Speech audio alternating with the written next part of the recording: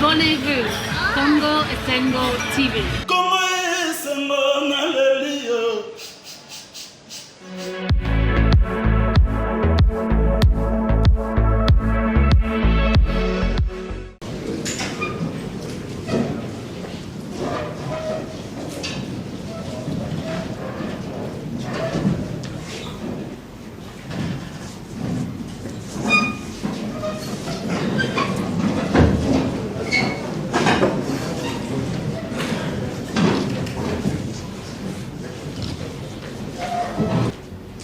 Comme tout le monde le sait, après le hold-up électoral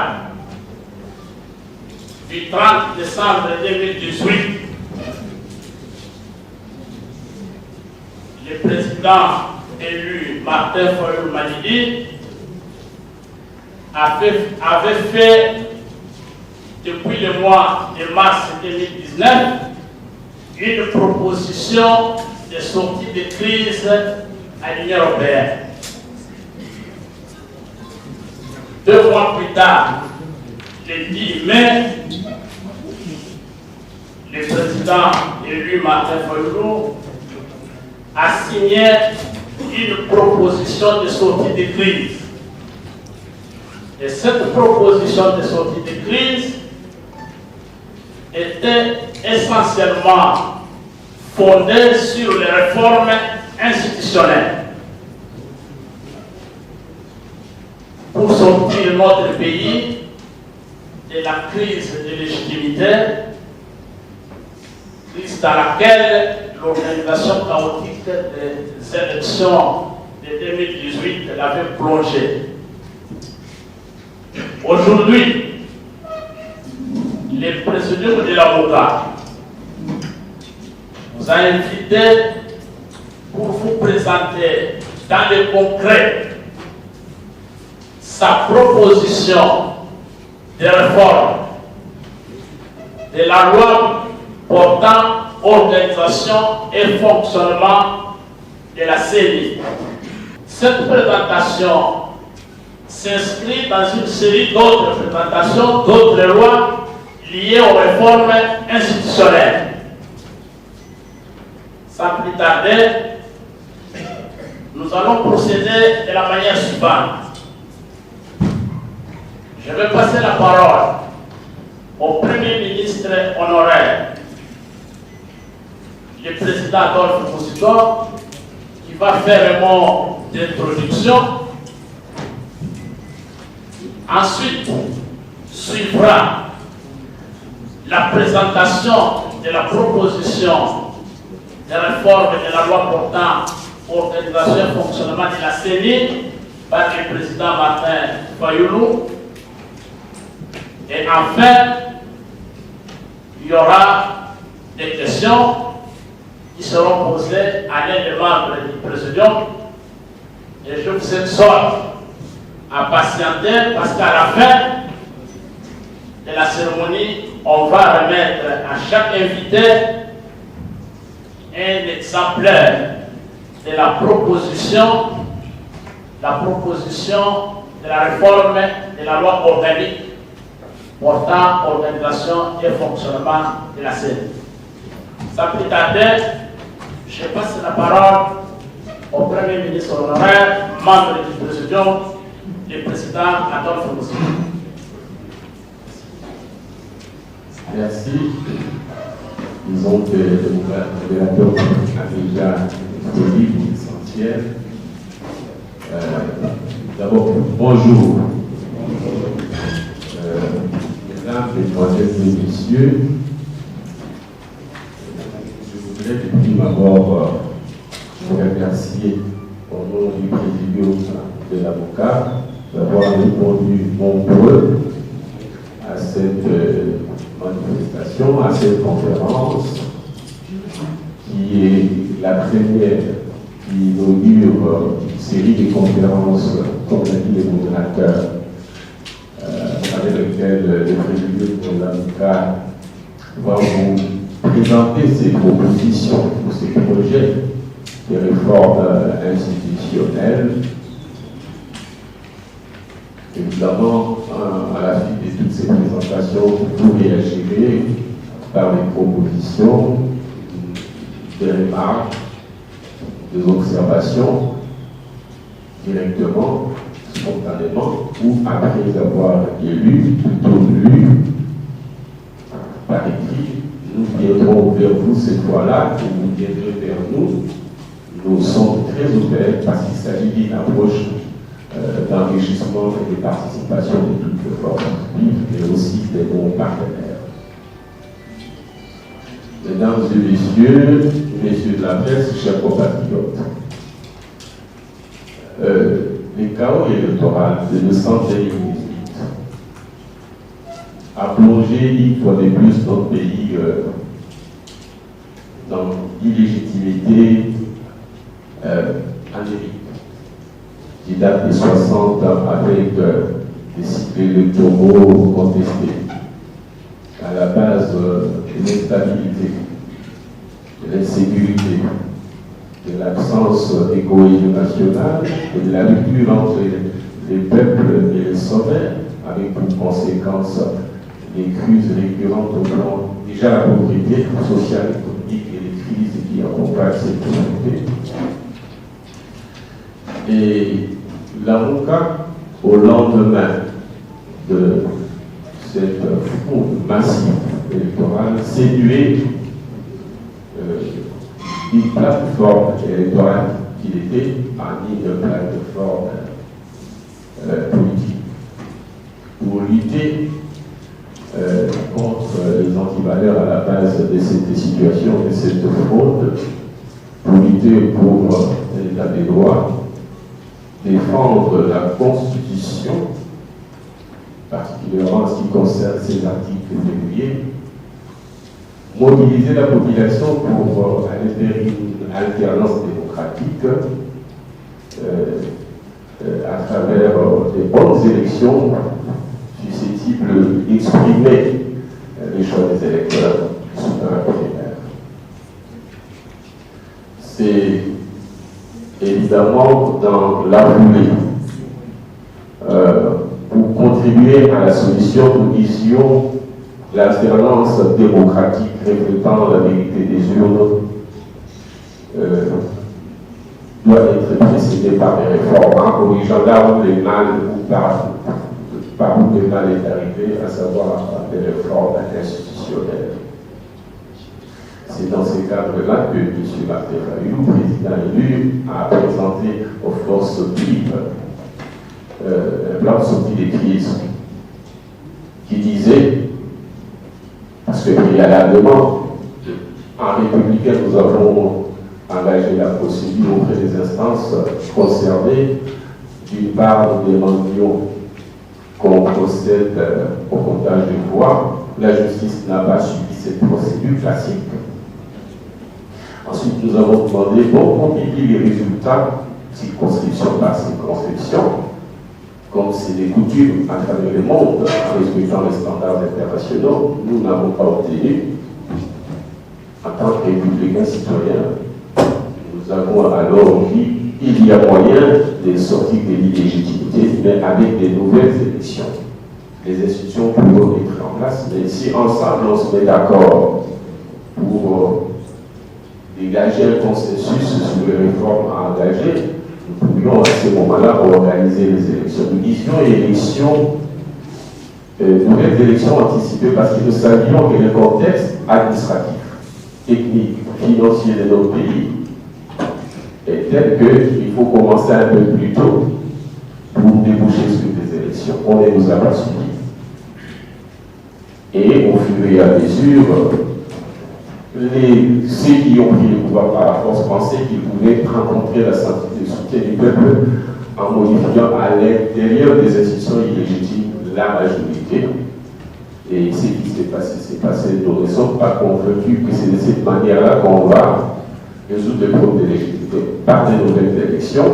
Et nous disons pour ces nouvelles élections des réformes. Voilà, c'est dans la foulée que nous proposons.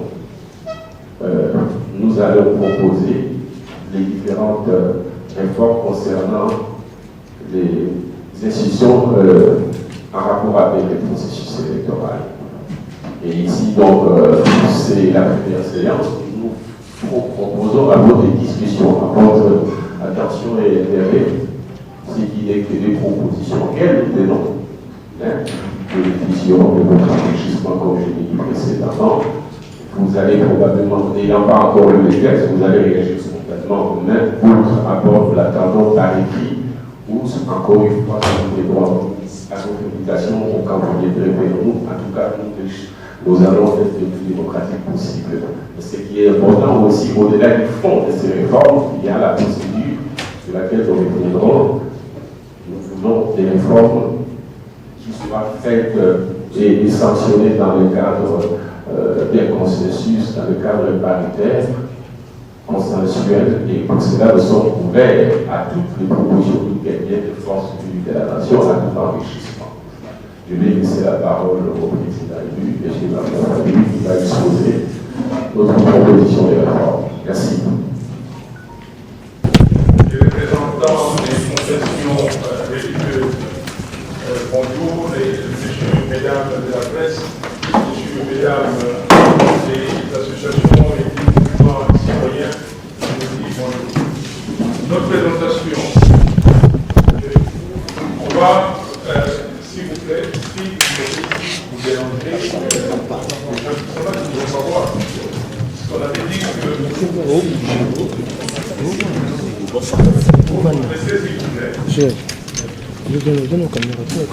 Alors, comme vous voyez sur votre écran, notre constitution, dans son exposé des motifs, est très claire. Elle dit ceci, la constitution. Depuis son indépendance, le 30 juin 1960, la République démocratique du Congo est confrontée à des crises récurrentes, dont l'une des causes fondamentales est la contestation de la légitimité des institutions et de l'ère alimentaire. Nous sommes là. Depuis 1960, on conteste la légitimité des institutions et de l'ère alimentaire. La légitimité est conférée par qui? Par le peuple. Au moyen de quoi? Des élections. Et c'est pour cela que, en vue, s'il vous plaît, on peut revenir en vue de mettre fin à cette logique des légitimités et de donner au pays toutes les chances de se reconstruire, les délégués de la classe politique et de la société civile, force vive de la nation, réunis en dialogue inter-congolais, ont convenu de mettre en place un nouvel ordre politique fondé sur une nouvelle constitution démocratique, sur base de laquelle le peuple congolais puisse choisir souverainement ses dirigeants au terme des élections libres, pluralistes, démocratiques, transparentes et crédibles. C'est de ça qu'il s'agit. C'est comme tout dans le pays. On vient de vivre ça aux États-Unis. On vient de vivre ça maintenant en Côte d'Ivoire. Comment faire pour avoir des élections, en un mot, crédibles et transparentes? Comment faire? Nous avons mis en place, comme dans beaucoup de pays africains, étant donné que nos États sont des États faillis, il n'y a pas de démocratie, ce ne sont pas des États de droit dans la plupart des cas, on a mis en place des institutions pour gérer les élections. Les politiques ne faisant pas confiance au ministère de l'Intérieur en place. Et, prochain slide, nous avons mis en place la CEI au départ, Commission électorale indépendante. Donc, une centrale électorale. Cette centrale électorale était occupée, envahie par les politiques. La CENI actuelle, si vous voyez sa composition, il y a 13 délégués qui composent sa plénière, dont 6 sont membres du bureau. Dans les 13 délégués, vous avez 10 politiques, 3 sociétés civiles seulement. Et encore, dans cette société civile, le président est issu de la société civile, mais il est tout de suite après politisé. Il vient des confessions religieuses et depuis que ça a commencé, depuis 2005-2006, c'est soit un abbé, soit un pasteur, soit un membre envoyé par une église. Et tout le temps, ces membres ont été récupérés par les pouvoirs en place. Donc, c'est ni politisé, 10 délégués des forces politiques, 3 délégués des forces sociales seulement, et vous avez une plénière et un bureau. Dans le bureau, le président, comme je dis, est récupéré. Le vice-président à qui on a confié beaucoup plus de responsabilités est membre de la majorité, entre guillemets, politique à l'Assemblée nationale. Et les rapporteurs viennent de l'opposition. Tout de suite, quand ils entrent dans la CENI, ils font équipe, et le président, et le vice-président, et les rapporteurs. Donc, on n'a rien d'indépendant. Le rapporteur, les questeurs, il vient aussi des politiques. Et toute la structure est politisée. Vous avez la structure, je ne veux pas, comment dire, il faut monter davantage, mais vous connaissez la CENI aujourd'hui. Et à la CENI, on a confié, on a créé ce qu'on appelle le secrétariat exécutif national, l'administration de la CENI. Et tout le monde vient de là. Monsieur Ronsard Malonga, qu'on propose, il était secrétaire exécutif national. C'est l'homme clé qui fait tout. Et c'est par là que la tricherie commence. Alors, nous nous sommes dit, qu'est-ce qu'il faut faire? Prochain slide, s'il vous plaît.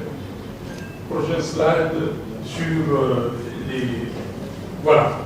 La réforme de la loi s'articule autour des idées suivantes. D'abord, la dépolitisation de la CENI. J'ai dit, et puis je vais vous expliquer quand on entrera dans l'organigramme qu'on propose.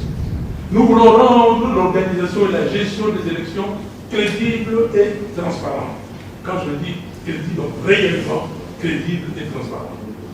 Nous voulons renforcer l'autorité de la plénière de la CENI en tant qu'organe de contrôle. Nous voulons garantir l'indépendance et l'impartialité des membres et du personnel de la CENI. C'est très important. Quand les membres sont là, ils doivent travailler pour la République, ils doivent travailler pour que les élections soient le reflet des positions du peuple. Il faut que ce soit la photographie en ce moment des forces politiques dans le pays. Cinquièmement, nous voulons que les résultats proclamés reflètent réellement la vérité des jurés. Et nous voulons élargir la gestion de la CENI à d'autres structures de la société civile. Pas seulement 3 membres de la société civile. Parce que les politiciens occupent toutes les places. Et la société civile est laissée à la portion congrue. Et nous voulons, dans cette réforme, que la société civile occupe une place de choix. Mais que cette société civile fasse réellement son travail, qu'elle ne soit pas inféodée et parce qu'elle est proche de la population, qu'elle reflète réellement ce qu'est le peuple congolais. Septièmement, nous voulons redéfinir les attributions des organes de la CENI. Vous avez la plénière, vous avez les bureaux, et nous devons redéfinir les attributions, et nous irons plus loin. Nous allons voir comment éclater certains autres organes. Sélectionner les membres de la CENI sur base de leurs compétences. On ne va pas venir parce qu'on est frère d'eux, sœurs d'eux, et de je ne sais qui, parce qu'on fait partie de telle organisation. Non. Nous voulons que pour certains postes, vous allez le voir, comme les rapporteurs. Pourquoi les rapporteurs de la CENI doivent être un politique? Pourquoi les questeurs de la CENI doivent être un politique? Donc nous voulons des des concours pour recruter certains membres de la CENI. Nous voulons déconcentrer le pouvoir du secrétaire exécutif national actuel. Il a trop de pouvoir. Nous allons subdiviser le secrétariat exécutif national en trois secrétariats. C'est ce qu'on appelle dans le jargon du business aujourd'hui la fonctionnalisation. Nous voulons fonctionnaliser. Pas des structures pyramidales. Il y a des chefs qui est tout puissant, tout sacré. Non, nous avons des responsables qui maîtrisent leur département, qui savent ce qu'ils font et qui proposent des choses concrètes à la centrale électorale. Nous voulons réaffirmer le principe d'autonomie administrative et financière de la CENI. Nous voulons rendre effectif les services audit internes. L'audit est là pour aller voir si ce qui devait être fait, ce qui est dit qui devait être fait est réellement fait et selon les procédures. On ne peut pas, dans ce monde moderne, dépenser $1 milliard et que personne vienne demander compte. Ça, c'est extrêmement grave. Nous sommes au 21e siècle où il y a l'argent des contribuables et même des partenaires.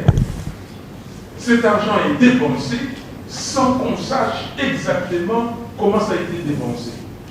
Et donc, nous voulons aussi mettre fin à l'impunité des intervenants dans le processus électoral. Vous ne pouvez pas venir fabriquer des chiffres comme vous voulez et puis vous parlez dans la ville, dans le pays, et vous avez encore les kilos de prendre la parole. C'est une insulte au peuple.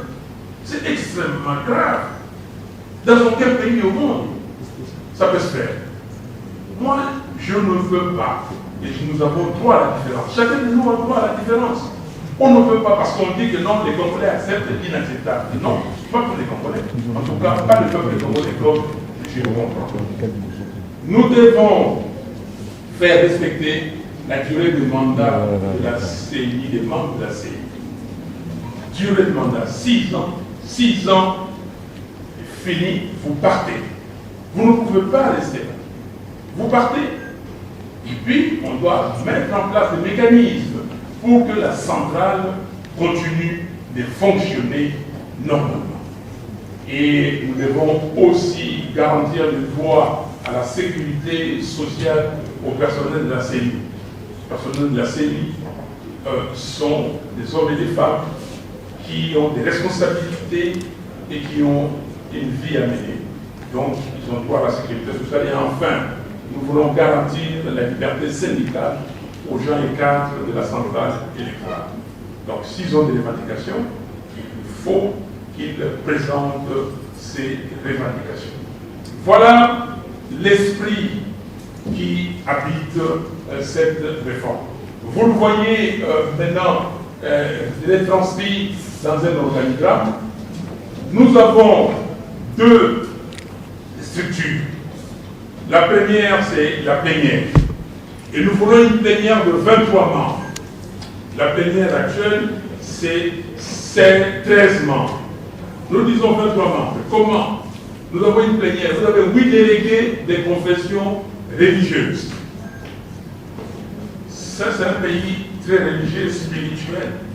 Et 99% des Congolais, plus que 99% sont des croyants. Donc, nous disons à nos pères spirituels, vous avez la responsabilité de mettre tout en ordre.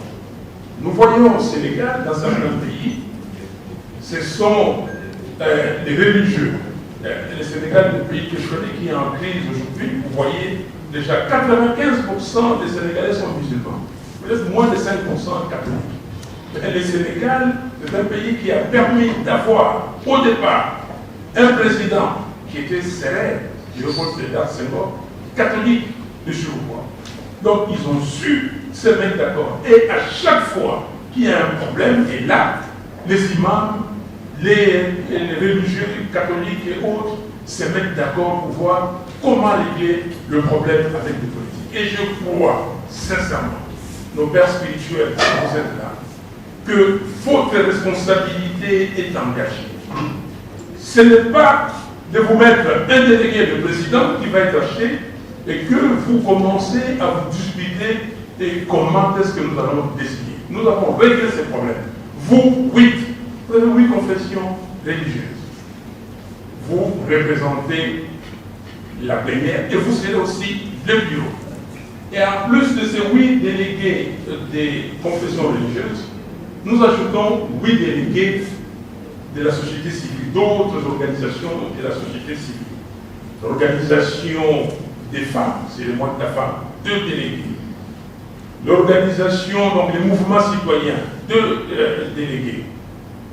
Vous avez l'organisation des, comment on appelle ça, les conseils supérieurs de la magistrature, 1 délégué.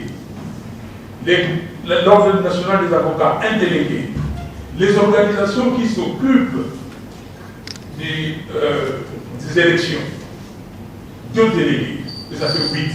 8 ajoutés aux 8 religieux, ça fait 16. Et ces 16-là composent le bureau. Voilà. Et au sein de la plénière, vous avez un rapporteur. Ce rapporteur, pas un politicien. Il est réputé sur concours. Appelle la candidature, et puis on le recrute. Lui et son adjoint, ils font partie du bureau et de surcroît membres de la plénière. Et enfin, vous avez 6 délégués des forces politiques. On veut réduire au minimum les forces politiques. Donc, 6 délégués des forces politiques. Et on vous dira plus tard comment ces 6 délégués vont venir. Après, on peut monter des tableaux hauts pour que les gens qui sont de l'autre côté voient. Juste monter un peu plus. Si ça peut monter, voilà. Donc, maintenant nous avons le bureau. Comme je dis, le bureau, vous avez 8 délégués des confessions religieuses, 8 délégués des forces sociales et 1 rapporteur. Ça fait 17 membres du bureau. La plénière, 23. Le bureau, 17. 17 plus 6 qui viennent de la classe politique. On va dire qu'il y a des forces politiques. Les forces politiques vont avoir chacun 2 membres. Les forces politiques, on va les choisir comment? Il faut aller. Nous avons des élections. Ces élections se sont passées comme elles se sont passées. Il y a eu des gens qui ont fabriqué les chiffres. Que vous preniez les chiffres, les résultats qui sont sortis du serveur de la CENI, que vous preniez les résultats fabriqués par M. Nanga, que vous preniez les résultats sortis par nous, l'avocat. Il y a eu 3 forces politiques. Ces 3 premiers, ça peut constituer la référence que chacun, par dernière revue, envoie 2 délégués au sein de la plénière de la CENI. Donc, la plénière a un rôle de contrôle. Évaluation, contrôle. Mais les bureaux font tout. Et les bureaux, composés, comme je vous le dis, le bureau n'est pas géré par un président inamovible, tout puissant, tout fort. Non. Le bureau est géré et dirigé à tour de rôle par les confessions religieuses. Les 8 confessions religieuses vont gérer les bureaux chacun pendant 3 mois. C'est une rotation. Ça fait 3 mois.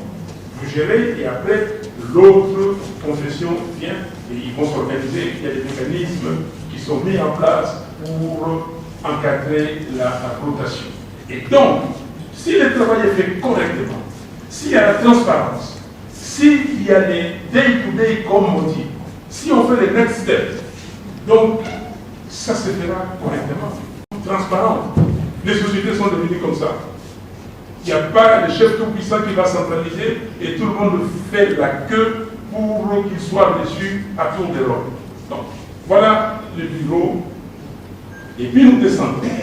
Après le bureau, nous avons ce qu'on appelle aujourd'hui le secrétariat exécutif national. Ça, c'est le cœur de la CENI. Nous déconcentrons ça.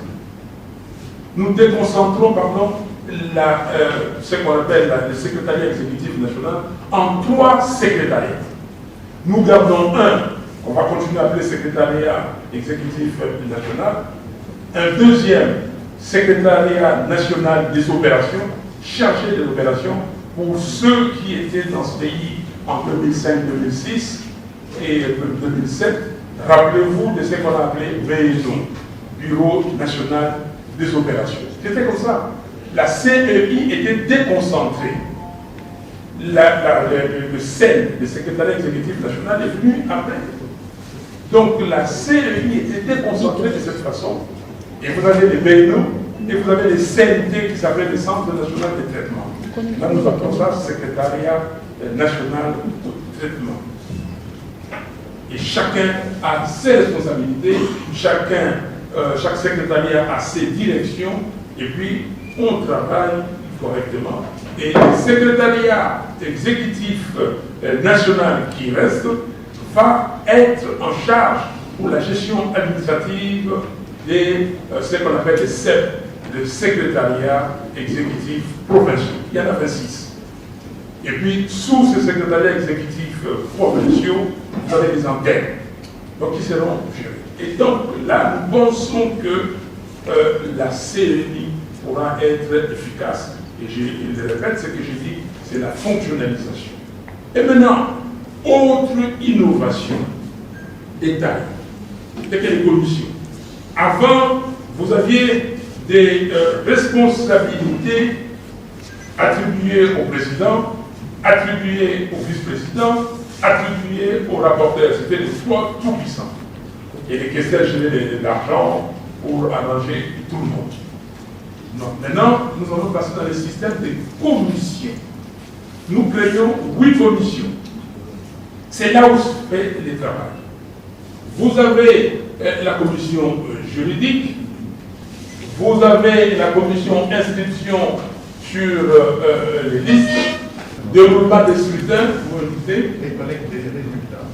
commission collecte des résultats, L'éducation civique et électorale, commission éducation civique et électorale, administrative et financière, commission administrative et financière, logistique, commission logistique, infrastructure et patrimoine, voilà, et puis il y a la commission recrutement et formation, la dernière, informatique et télécommunications. et la dernière commission informatique et télécommunications. Tout se fait là, dans les commissions. Et ces commissions, à la tête de chaque commission, il y a un responsable d'une confession religieuse. Vous voyez qu'il y a du travail. La confession religieuse ou les délégués dirigent la commission et son adjoint, c'est un membre de la société civile. La société civile est là, regarde, contrôle, surveille. Ils travaillent ensemble pour gérer, organiser la commission. Et la plénière, et c'est comme ça que vous voyez ce qu'on appelle les dotted lines. Et la plénière aussi a un rôle, une responsabilité des contrôles. Voilà l'organisation. Très simple. Les sociétés modernes fonctionnent aujourd'hui comme ça, par la délégation d'autorité, par la fonctionnalisation, par les contrôles et pour s'assurer de l'efficacité. Donc, je vais récapituler ce que je viens de dire. Première idée force, dépolitiser la CEI. Nous dépolitisons comment? Par un bureau composé exclusivement des délégués de la société civile. 8 confessions religieuses. Je les cite: Église catholique, Église du Christ au Congo, Église des réveils, Église imamiste, l'Armée du salut, Église musulmane, Église orthodoxe, Église et Église indépendante. Les 8 sont là aujourd'hui, ils sont regroupés dans ce qu'ils appellent CIME. Et c'est comme ça qu'ils le gèrent, qu'ils le discutent. Nous sommes passés individuellement auprès de chaque confession religieuse pour discuter avec eux de cette proposition. Cette proposition, c'est depuis 2019. On parle de ça. Et c'est depuis 2019 que nous discutons, en tout cas avec les confessions religieuses, pour faire passer notre idée. Et je suis désolé. J'ai vu le professeur Okabamba dans la salle, et je suis désolé parce que si nous avions suivi l'initiative du professeur Okabamba avec l'Union européenne, d'avoir ces forums de haut niveau, si j'ai encore une bonne mémoire, ça s'est passé le 24 août l'année dernière. Quand vous prenez septembre, octobre, novembre, décembre, janvier, février, mars aujourd'hui, nous avons perdu 7 mois. 7 mois. Cette initiative était mise en brèche par certaines personnes, je ne sais pas pourquoi. Donc, nous disons, si le bureau est composé de ces 8, nos chefs spirituels, nos pères spirituels, vont certainement se dire, écoutez, on ne peut pas, on a critiqué les politiques. Qu'est-ce que nous devons faire? Ils vont envoyer certainement les meilleurs d'entre eux, les meilleurs, je dis sur le plan spirituel, qui craignent réellement Dieu. Je vois Imam Moussa et j'ai beaucoup aimé. Et il répète ça souvent. Vous faites ça, vous faites ça. Vous dites ça, vous dites ça. Est-ce que vous craignez Dieu? Parce que si vous craignez Dieu réellement, vous pouvez me mentir, vous pouvez vous tromper vous-même, mais vous ne trompez pas Dieu. Et c'est très important. Et j'espère qu'une responsabilité énorme de nos confessions religieuses. Et ils seront donc assistés par ces autres organisations de la société civile. J'ai les énumère, organisation de promotion de la femme, et le mois de la femme, 2 membres, organisation d'éducation civique et électorale, 2 membres, mouvement citoyen, 2 membres, conseil supérieur de la magistrature, 1 membre, et conseil national de l'ordre d'avocats, 1 membre. La présidence du bureau est rotative entre les 8 membres des confessions religieuses pour une durée de 3 mois. Ensuite, nous avons le rapporteur et son adjoint qui sont recrutés sur l'appel de la Dieu, ne sont pas des politiques. Et Kessler et son adjoint sont désignés parmi les comptables publics de l'État. C'est l'argent de l'État, c'est l'argent qui doit être géré. La CNI n'est pas un endroit où on doit aller pour s'enrichir. Non. La CNI, deuxièmement, n'est pas un endroit où les politiciens vont utiliser pour que le président de la CNI achète les politiques. Nous avons vécu ça. Que le président de la CNI utilise l'argent des contribuables pour acheter des politiques. La CNI joue le même rôle dans ces pays que l'Assemblée nationale ou le Sénat, où ces présidents-là ne sont là que, enfin, pas que, mais surtout pour payer, acheter les gens. On ne peut pas accepter ça. Autre idée force, c'est la fonctionnalisation du génétique. Les membres du bureau supervisent chacun une des 8 commissions. Et chaque commission est présidée par un délégué des confessions religieuses, secondé par un délégué des forces politiques, les forces sociales, pardon. Le contrôle de ces commissions est assuré par les 6 délégués des forces politiques. Je crois qu'ils ont là un aide, et nous disons que et le bureau et la plénière, nous voulons que le mode de décision soit le consensus. On peut arriver les divergences. Comment gérer ces divergences? Si nous voulons y arriver, si nous avons la volonté, nous savons ce qui nous attend. Ce qui nous attend aujourd'hui, c'est redresser ce pays qui est en train d'aller à fond d'eau. Ce pays que nous avons de 3 460 km, et aujourd'hui, nous voyons ce qui se passe, l'insécurité est partout, les vols partout, et nous devons être capables de nous ressaisir. Et nous dire, la démocratie, c'est aussi une des définitions que j'aime, je crois que Senghor, l'ancien président sénégalais Senghor l'utilisait beaucoup, c'est de voir comment gérer nos différences. Comment nous mettre ensemble pour gérer nos différences. On peut y arriver, et je suis convaincu que le monde est aujourd'hui peut-être conflictuel, mais les gens arrivent toujours à avoir des consensus, à réduire au maximum les différences pour voir ce qui nous unit. Quand nous étions à la conférence nationale souveraine, le cardinal Mosengo, alors le monseigneur, il répétait à chaque fois, s'il vous plaît, mettons de côté nos différences. Mettons ensemble ce que nous avons en commun. Et nous allons réussir. Pour ceux qui se rappellent, qu'il se rappelle encore de son message. Qu'avez-vous fait? Et on va nous demander, qu'avez-vous fait? Pas simplement congolais, les diplomates qui vous êtes ici. Je rencontre certains ambassadeurs qui étaient ici à l'époque. Je les rencontre, que ce soit de tous les pays, je ne vais pas citer les pays ici. Je les rencontre. Mais on peut vous dire, qu'avez-vous fait quand vous étiez là? Quelle était votre contribution? Est-ce que vous avez dérangé, grisé le système?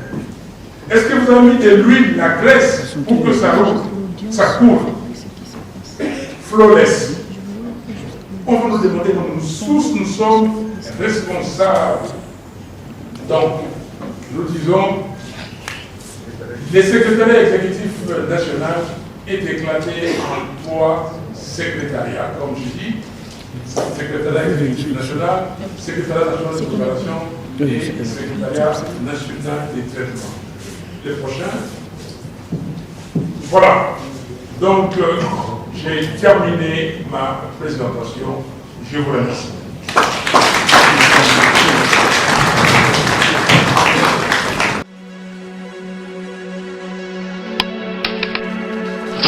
Abonnez-vous, Congo Esengo TV.